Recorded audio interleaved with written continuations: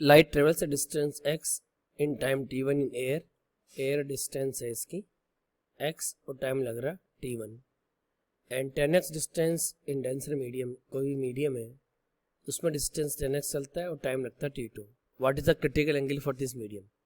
देखो critical angle word जैसे ही आता है आपको फील होता है टोटल इंटरनल रिफ्लेक्शन, और TIR की क्या कंडीशन है? Light should travel from dense medium to rare medium, and second thing is this, यहाँ पे अगर क्रिटिकल एंगल C है तो this angle is given by 90 degree. ये आपको पता है लाइट इस तरह से चलती है।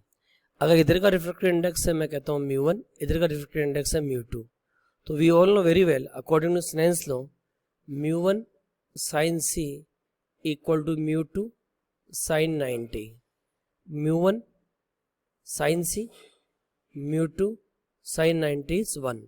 अब अगर आप μ1 और μ2 की वैल्यू पुट कर दोगे तो क्रिटिकल एंगल अपने आप आ जाएगा। तो यहाँ से एक लाइन और लिख लेता हूँ, sin C equal to μ2 by μ1। अब μ2 बाई μ1 की वैल्यू क्या होगी?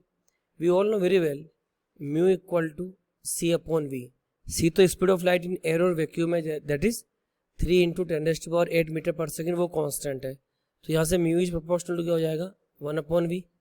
अब आपको μ2 बाई μ1 लिखना है, तो μ2 by μ1 is written as V1 upon V2, तो it is written as the V1 upon V2।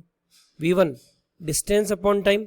अब 1 कौन सा मीडियम है तो ध्यान से देखना, गलती मत करना, डेंस मीडियम की बातें कर रहे हैं, ये डेंस मीडियम है और एयर तो एक रेयर मीडियम माना जाएगा। तो V1 की वैल्यू क्या लिखोगे? Distance upon time, that is T2। V2 की वैल्यू क्या लिखोगे? Distance upon time, that is T1।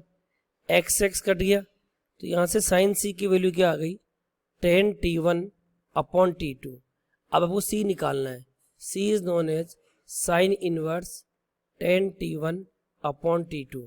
तो right answer of this problem is option 3, that is sine inverse 10 T1 upon T2।